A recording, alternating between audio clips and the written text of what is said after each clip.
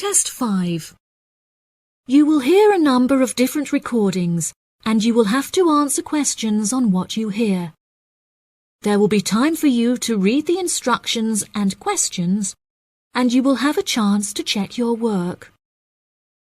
All the recordings will be played once only. The test is in 4 sections. At the end of the test, you will be given 10 minutes to transfer your answers to an answer sheet. Now turn to Section 1.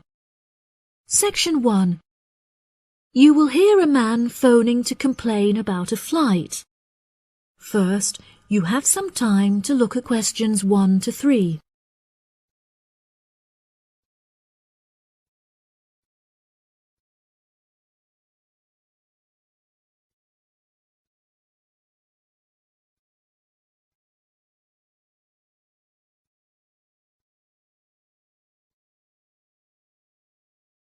Now we shall begin.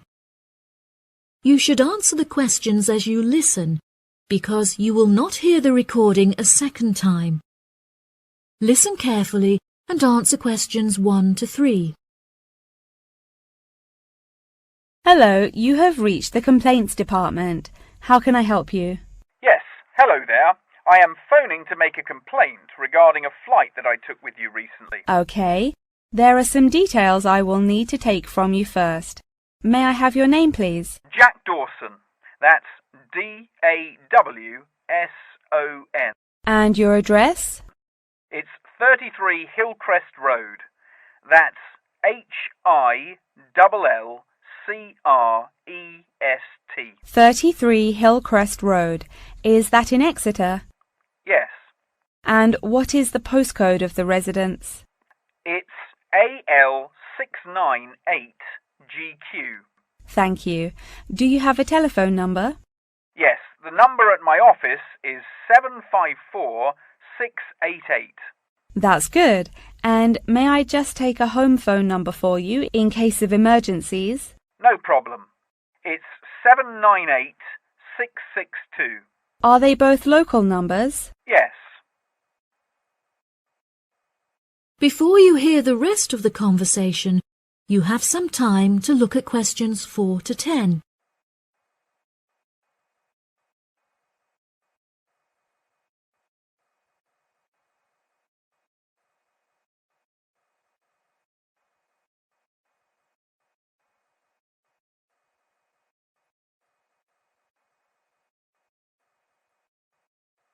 Now listen and answer questions 4 to 10.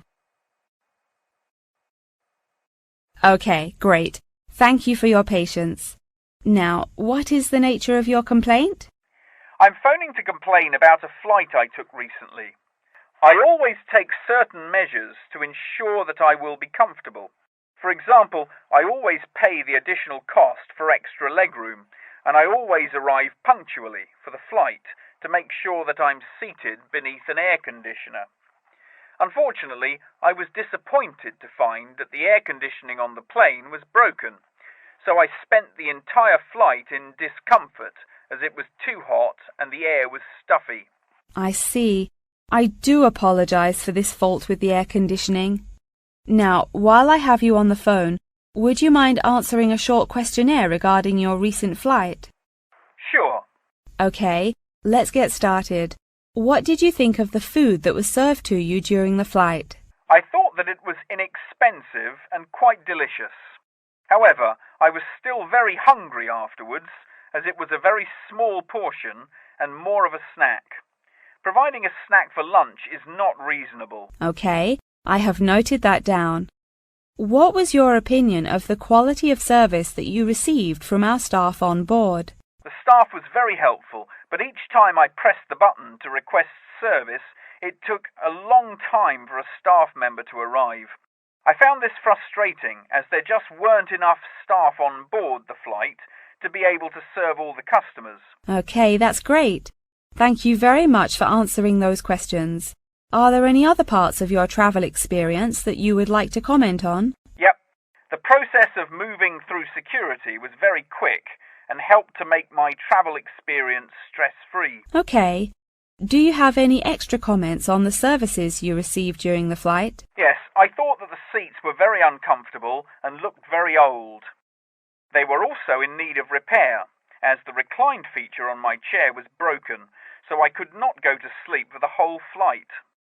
Luckily, the entertainment facilities were very good, so I was able to distract myself by watching movies. Thank you so much for taking the time to answer all of my questions. We would like to offer you some gifts as a goodwill gesture, with a 20% discount on the cost of your hotel stay. We also appreciate that international calls to your home country can be expensive, and we are sure that you would like to keep your family updated on your travels.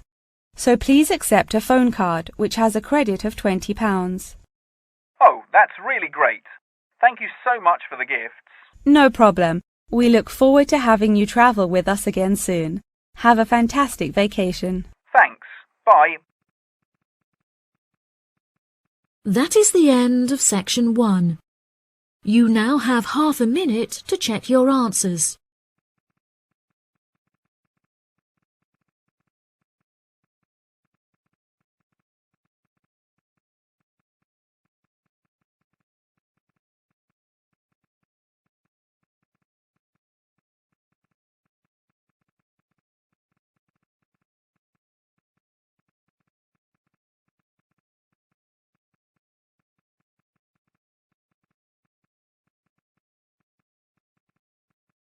Now turn to section 2.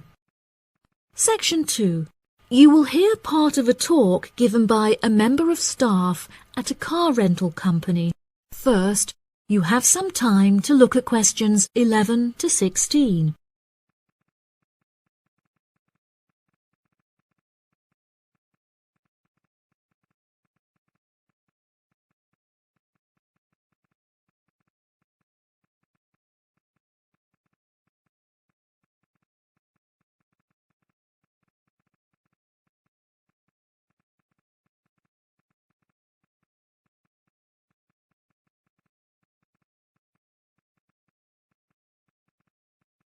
Now listen carefully and answer questions 11 to 16. Good morning, listeners, and welcome back to Star Radio. Today on the show, we have a visitor from Yazoo Car Rental, who is going to give us an insight into his company and into the public transport system. Welcome, Jonathan. Thank you for having me.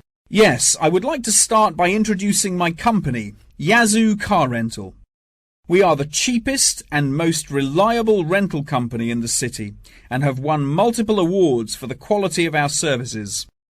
This success did not come easily, however, and it proved important that we stay fresh and are always thinking of ways to attract new customers. Our first attempt to do this was to offer a free gift with every car rental, which we were confident the customers would be very interested in. The offer of a free Hoover with each rental, however, did not attract any new customers, so we quite quickly stopped offering it. In 2002, a new taxi company opened next door to us, and we started losing a lot of business to them. So we introduced an offer that we hoped might compete with their service. We offered a new package where you could rent a car with a driver for a small extra fee. By introducing this offer, we found that all of our customers preferred to drive the cars themselves. So again, this offer was unsuccessful in attracting more customers. Learning from these mistakes, we decided to offer a package service where the customer no longer had to come to our offices to pick up the rental car. Instead, we could drop off and pick up the car anywhere in the city to make the customer's experience a lot more stress-free. This offer was very popular and increased our profits by 30%. In order to attract a younger demographic, we updated the models of cars that we offered for rental. We began offering more trendy cars such as minis and smart cars that we thought might appeal to the younger crowd, and we also purchased them in more fun colours like reds and greens. This offer attracted some new customers of a younger age group, however, not as many as we hoped. Next, I decided to offer our services at a discounted price on our website, where it could be seen by thousands of people. I thought that this could be a great way to attract a number of new customers who would never have heard of us before, and it worked fantastically well. Following the success of the discount offer, we had so many customers that it became necessary to open a new branch of the company in the centre of the city. The cost of renting offices in the city centre was very high, so we hoped that our profits would justify this expensive decision. We made enough profit to keep our city centre offices open, but we had hoped for a greater increase in customer numbers. Before you hear the rest of the talk, you have some time to look at questions 17 to 20.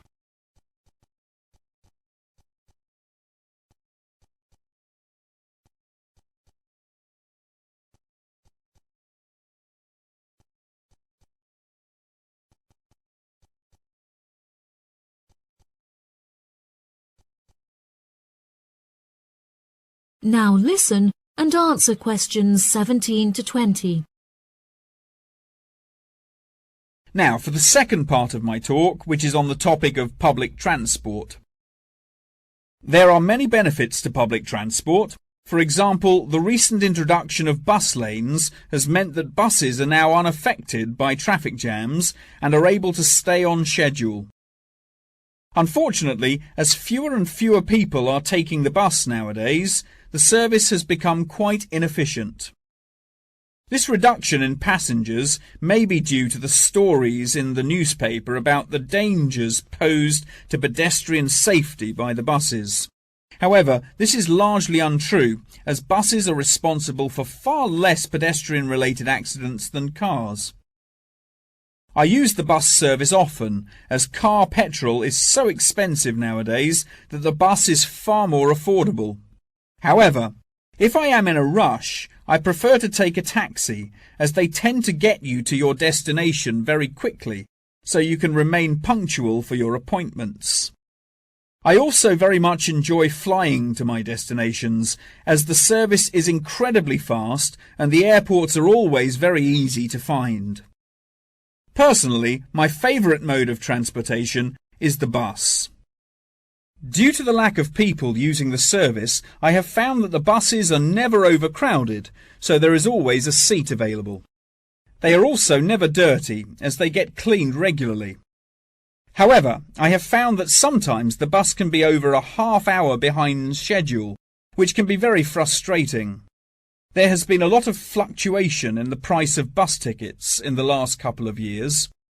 In the past, £1.80 for a ticket was enough to sustain the bus companies. However, as the price of fuel increased, so did the ticket prices.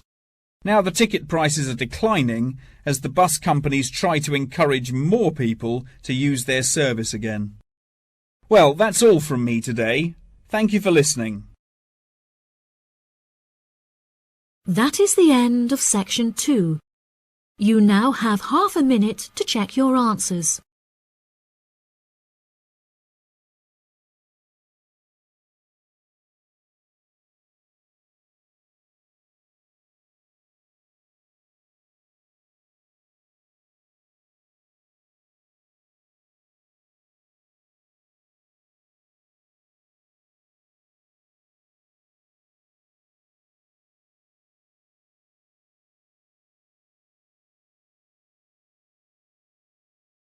Now turn to section 3. Section 3. You will hear a conversation between a student and her professor discussing an assignment. First, you have some time to look at questions 21 to 25.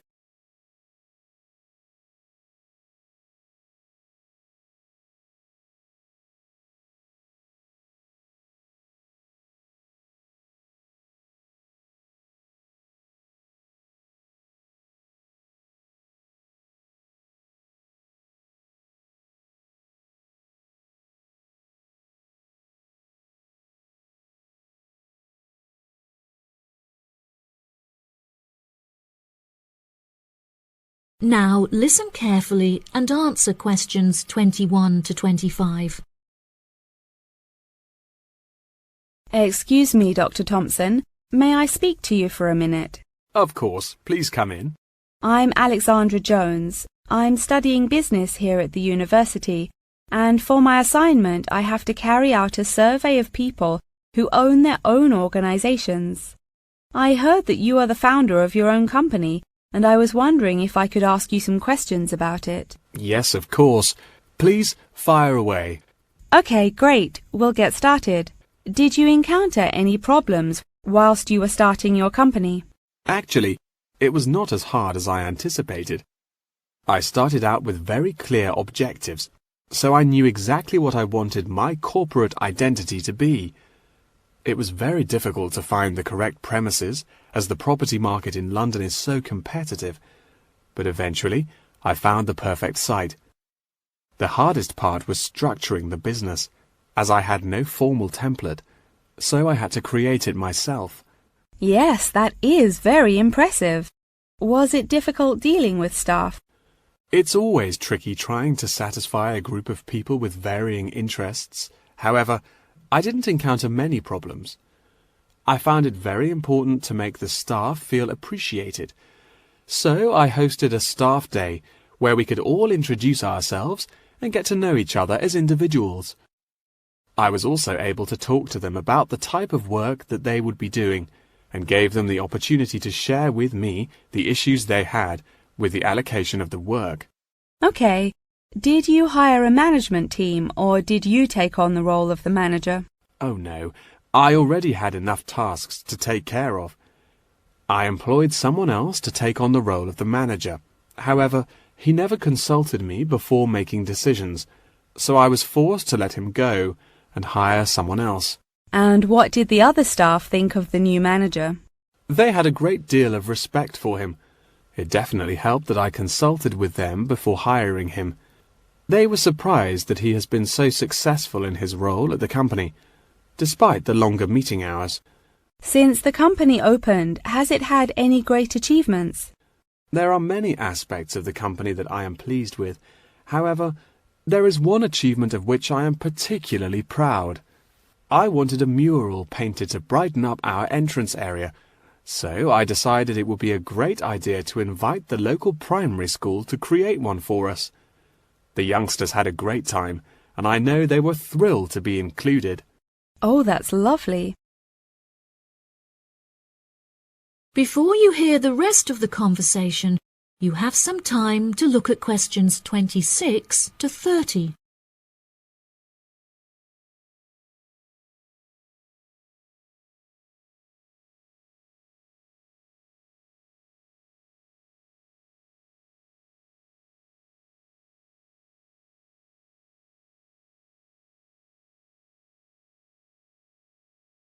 Now listen and answer questions 26 to 30. Have you encountered any major problems since you opened the company? Yes, we are always encountering issues with employment because it is very hard to find people who are qualified for the roles that we are offering. But unfortunately, there is no solution to this. One of our administrators also recently left to go on maternity leave, which put us in a tricky situation. However, we have managed to find a temporary replacement for her. It's also now approaching the period when we must carry out our financial training, so I need to find a venue with enough space to hold everyone. It will be interesting trying to organize that event. Oh gosh, I can imagine. I find it hard enough to organize myself. Organization is a difficult thing to master, but it is also essential for success. Whilst I was learning how to stay organized, I realized that the role of motivation is essential. Okay, that's great. I also suggest that you visit the library, as there is a section on culture that will have some very valuable material on how to develop your organization skills. Okay, I'll head to the library when we're finished. I think you will find it very useful. They also have a collection of documentaries on the subject of personal organization, and I suggest that you look up the literature on management of change. I personally found these sources incredibly useful. Articles are also a valuable resource, and we have a whole collection of them in our university library. I advise that you look at Section 2, where you will find articles on the nature of volunteering. That's great. Thank you so much for your help. No problem. That is the end of Section 3. You now have half a minute to check your answers.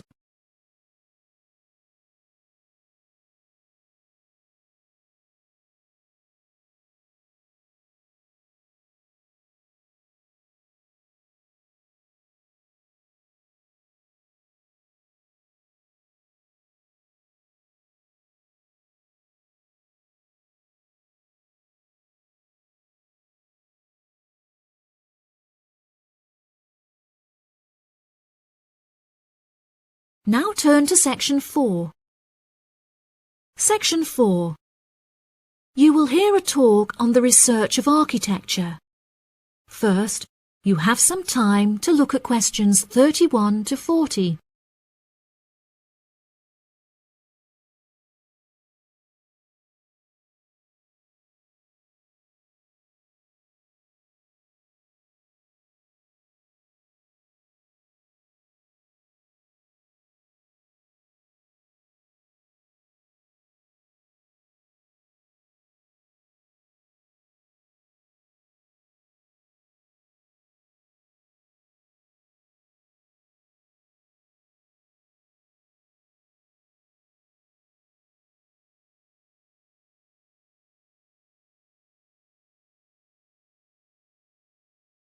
Now listen carefully and answer questions 31 to 40. Welcome, class, to your very first lecture in this series on architecture, conducted by myself, Dr. Torben Dahl. Today we will be looking into the relationship between climate and architecture, where I will be giving you a critical overview of the main climate influences that shape the design of buildings. Throughout this lecture series, we will be looking at the latest research into climatic design carried out by experts in the field, in addition to case studies and examples drawn from modernist practice, both in cities and rural areas. Now, acid rain is one of the climatic elements with the most devastating effects on our architecture. The chemicals in acid rain can cause paint to peel, corrosion of steel structures such as bridges, and erosion of stone statues. Since the 1970s, our government has been making great effort to reduce the release of these chemicals into the atmosphere, with positive results. Private organizations have also been raising awareness and funds, and recently received a huge donation from the bank. It is interesting to look at the studies that have been carried out into the effects of acid rain at varying altitudes. Research has shown that there are lower levels of acid in the damaging pollutants at higher altitudes, meaning that skyscrapers are much less vulnerable to the negative effects, as they are exposed to acid rain with far lower levels of damaging pollutants. Recently, the ALTA project was founded to carry out further research into acid rain. This project is directed towards studying the effects of acid rain on old, traditional buildings of stone construction that are vulnerable to damage caused by acid rain. Masonry is particularly vulnerable, as it is easily corroded and weakened by the acidic chemicals. It is imperative that we protect these buildings, as they are valuable examples of our history and culture.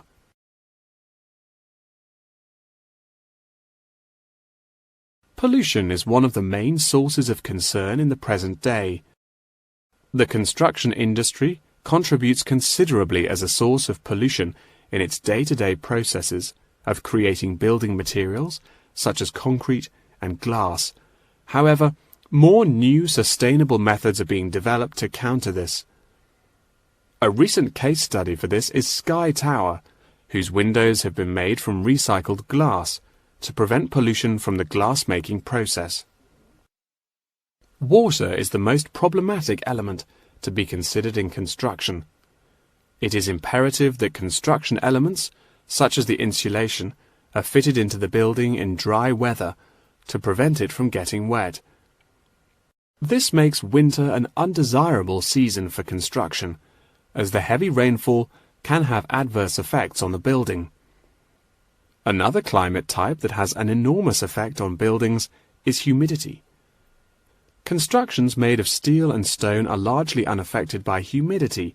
However, it can have a serious effect on wooden constructions if the timber has not been correctly treated. Moisture from the air can condense in the grain of the wood, which then swells and shrinks in proportion to the magnitude of change in its moisture content. This variation in size can have disastrous consequences. In areas of the world that are prone to earthquakes, certain design and environmental conditions are preferable for protecting buildings in the event of a tremor. Engineers have come up with numerous building procedures to help minimize shaking in buildings. For example, tall buildings have height restrictions and counterweights, and multi-story buildings have reinforced floors and walls. Ground conditions are a cause for worry in many constructions, as often the soil is of the wrong density to protect the foundations. Luckily, technology has now been developed that can help to minimize damage by earthquakes. Seismic sensors can give prior warning when an earthquake is about to happen, so that preparations can be made to protect both the people and the buildings from harm. The movement of building structures can now also be measured and monitored over time by architects.